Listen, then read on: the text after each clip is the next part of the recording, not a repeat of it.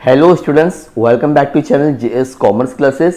ये वीडियो में मैं आपके साथ में शेयर करने वाला 12th क्लास का जो बीके है, बुक कीपिंग एंड अकाउंटेंसी, उसमें जो question number 6 that is the NPO, मतलब ये non profit organisation chapter number 2 का ही हमेशा आता है।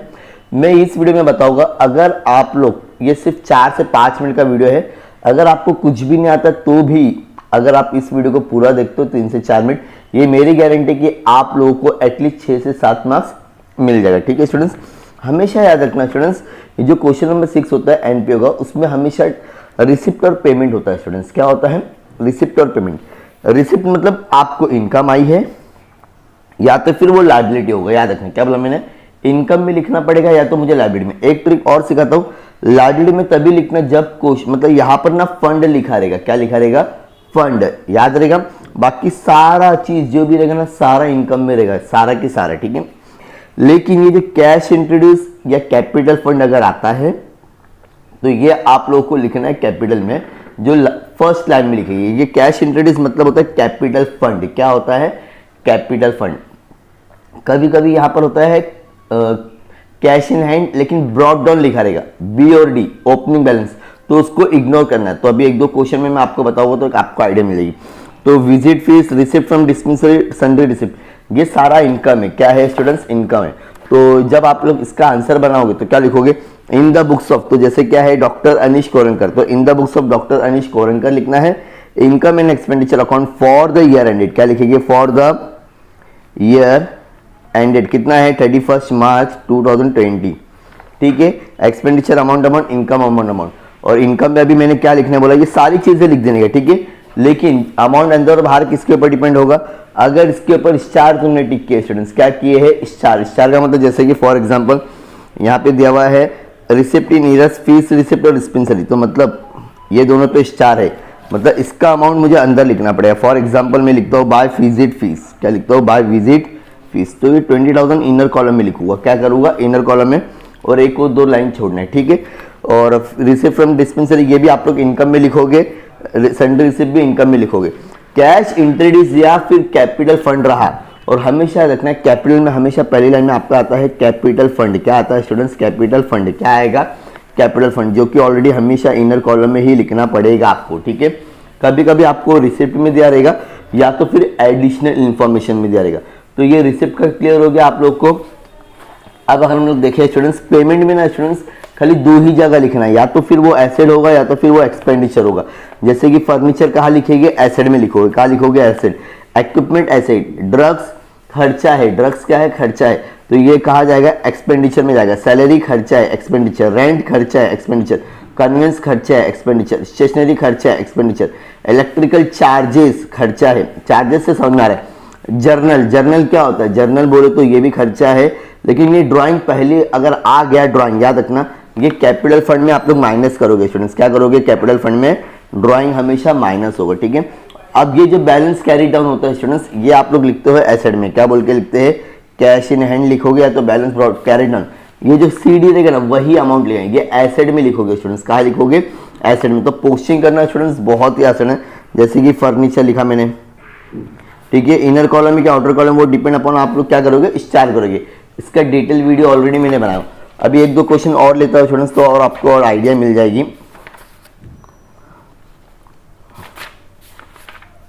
चलो फटाफट बताइए आप लोग मुझे। दो सेम सम आ गया students. Cash introduce capital fund मतलब लाइब्रेरी में आएगा। ये सेम सम है स्टूडेंट्स, जो अभी हम लोग नहीं करे। ठीक है, तो इसमें कुछ चेंजेस नहीं है। 2024 का ये शायद, ये भी नहीं, 2023 में भी सेम क्वेश्चन पूछा था स्टूडेंट्स। तो ऐसा भी होता है कि क्वेश्चन भी सेम पूछता है। समझ में आ रहा है क्या बोल रहा हूँ? तो ये कुछ भी चेंजेस नहीं है स्टूडेंट्स, ऐसे ही क्वेश्चंस आपको एग्जाम में पूछे जाएंगे। कुछ अलग सा क्वेश्चन लेते हैं स्टूडेंट्स। अब देखो स्टूडेंट्स, यहाँ पे कंफ्यूज हो गए। रिसिप्ट ब्रॉड डाउन है, तो ये कहीं पर भी लिखोगे नहीं आप लोग। ठीक है, interest income, subscription income, income income income income income income. क्यों इनकम है? ताकि यहाँ पर कहीं पर भी आपका क्या नहीं लिखा है? फंड नहीं लिखा है। ये पूरा आप लोग को डायरेक्टली इनकम में लिख देना स्टूडेंट्स, बिना सोचे समझे। लेकिन इनर कॉलम में कब लिखना स्टूडेंट्स? जब यहाँ पर कुछ एडजस्टमेंट बोलेगा। नहीं बोलेगा तो डायरेक्टली आउटर कॉलम में। पेमेंट में दो, पेमेंट मतलब खर्चा या तो फिर एसेड। स्टाफ को खर्चा देना है, सैलरी, एक्सपेंडिचर। बुक्स क्या है? एसेड है। फर्नीचर क्या है? एसेड है। स्टेशनरी क्या है? खर्चा है। Fix deposit asset.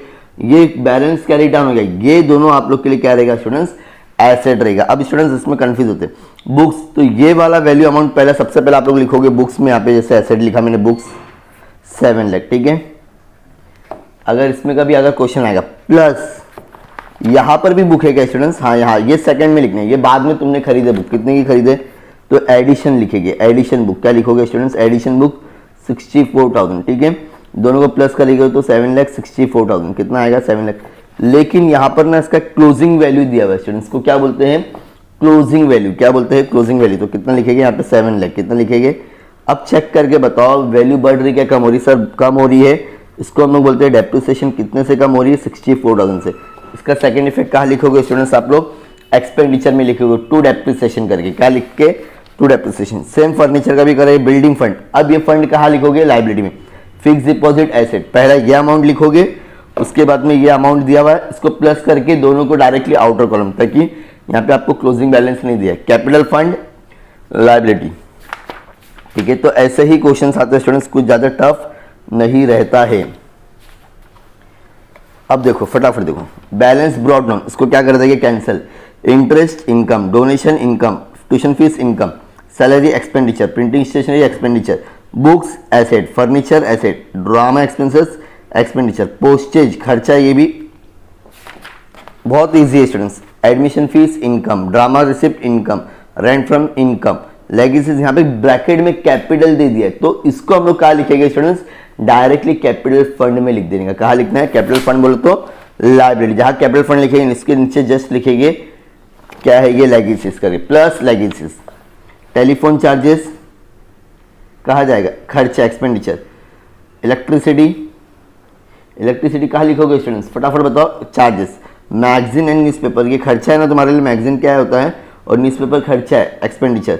अब ये जो है ना कैरी डाउन, ये आप लोग कहाँ लिखोगे, एसेट में। ऑलरेडी मैंने बता दिया हूँ, सेम ये भी कैपिटल में आएगा, लाइबिलिटी में फर्स्ट लाइन। फंड आ गया तो लाइबिलिटी में लिखना है 3-4 लाइन छोड़ के। फर्नीचर एसेट, बुक्स, ये ऑलरेडी मैंने आपको बता दिया कैसे करना है। अब 2025 में आपका क्वेश्चन कुछ इस तरह से भी आ सकता है स्टूडेंट्स। अगर इसमें का सम आता है जहाँ पर आपको बैलेंस शीट दी हुई, तो घबराना नहीं है स्टूडेंट्स, एकदम बेसिक सा होता है। सबसे पहले आप लोग ना ये बैलेंस शीट को लिखोगे as it is, balance sheet में जाके कहाँ लिखोगे, बैलेंस शीट में एज इट बैलेंस शीट। लेकिन ये बिल्डिंग अमाउंट लिखने से पहले अंदर के बाहर यहाँ पे भी देख लेना, और भी बिल्डिंग रहेगी तो इनर कॉलम में, नहीं तो नहीं।